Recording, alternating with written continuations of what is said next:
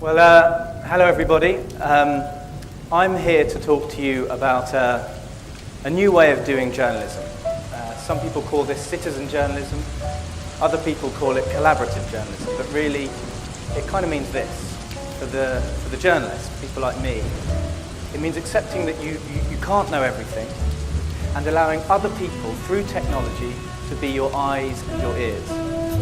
And for people like you, for other members of the public, it can mean not just being the passive consumers of news, but also co-producing news. And I believe this can be a really empowering process. It can enable ordinary people to hold powerful organisations to account. So I'm going to explain this to you today.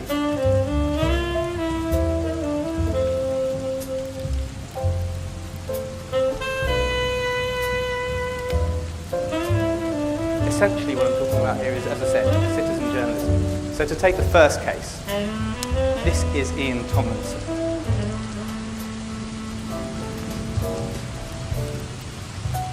He was a newspaper vendor from London, and on the 1st of April 2009, he died at the G20 protests in London. Now he wasn't a protester, he had been trying to find his way home from work through the demonstrations, but he didn't get them. He had an encounter with the man behind him, and in fact he wasn't showing his badge numbers. But I can tell you now, he was PC Simon Harwood, a police officer with London's Metropolitan Police Force. In fact, he belonged to the elite territorial support group. Now, moments after this image was shot, Harwood struck Tomlinson with a baton, and he pushed him to the ground, and Tomlinson died moments later. But that wasn't the story that police wanted us to tell. Initially, through official statements and off-the-record briefings, they said that Ian Tomlinson had died of natural causes. They said that there had been no contact with police, that there were no marks on his body. In fact, they said that when police tried to resuscitate him, that police medics were impeded from doing so because protesters were throwing missiles, believed to be bottles, at police. And the result of that was stories like this. I show you this slide because this was the newspaper that Ian Tomlinson had been selling for 20 years of his life. And if any news organisation had an obligation to properly forensically analyse what had been going on, it was the Evening Standard newspaper. But they, like everyone else, including my news organisation, were misled by the official version of events put out by police. But you can see here the bottles that were supposedly being thrown at police were turned into bricks by the time they reached this edition of the newspaper. So we were suspicious and we wanted to see if there was more to the story. We needed to find those protesters that you can see in the image, but of course they had vanished by the time we started investigating. So how do you find the witnesses? And this is what, for me, where it got really interesting. We turned to the internet. Now this is Twitter, we've heard a lot about it today. Essentially, for me, when I began investigating this case, I was completely new to this. I'd signed up 2 days earlier. And I discovered that Twitter was a micro-blogging site, also an amazing search facility. But it was a social arena in which other people were gathering with a common motive, and it is, in this case, independently of journalists, people themselves were interrogating exactly what had happened to Ian Tomlinson in his last 30 moments alive.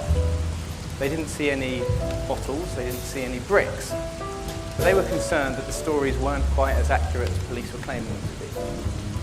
And again, through social media, we started encountering individuals with material.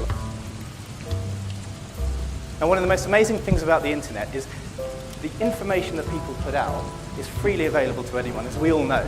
But that doesn't just go for citizen journalists. That doesn't just go for people putting out messages on Facebook or Twitter.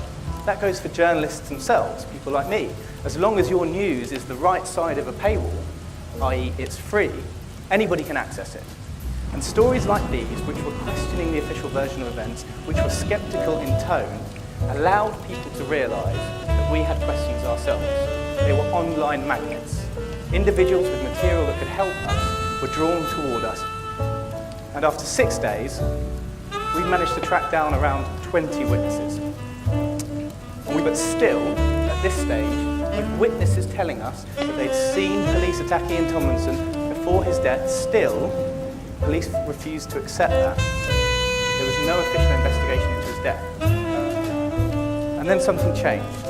I got an email from an investment fund manager in New York on the day of Ian Tomlinson's death, he'd been in London on business, and he'd taken out his digital camera and he'd recorded this.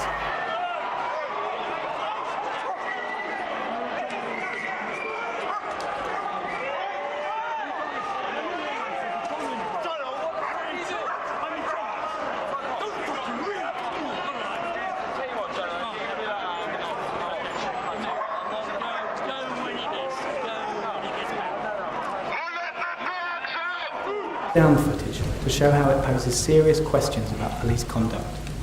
Ian Tomlinson had his back to riot officers and dog handlers and was walking away from them. He had his hands in his pockets. The riot officer appears to strike Tomlinson's leg area with a baton. He then lunges at Tomlinson from behind. Tomlinson is propelled forward and hits the floor. When I first watched the video for myself, I'd been in touch with this investment fund manager in New York, and I'd become obsessed with this story. I've spoken to so many people who'd said they'd seen this happen, and the guy on the other end of the phone was saying, look, the video shows it, but I didn't want to believe him until I actually saw it for myself. And it's 2 o'clock in the morning, I was there with an IT guy, the video wasn't coming, it wasn't working, and then finally it landed and I clicked on it, and I just realised this was really something quite significant. And within 15 hours we put it on our website. The first thing police did was they came to our office, senior officers came to our office and asked us to take the video down. We said no. It would have been too late anyway, of course, because it had travelled around the world. And the officer in that film, in 2 days' time, will appear before an inquest jury in London. And they have the power to decide that Ian Tomlinson was unlawfully killed.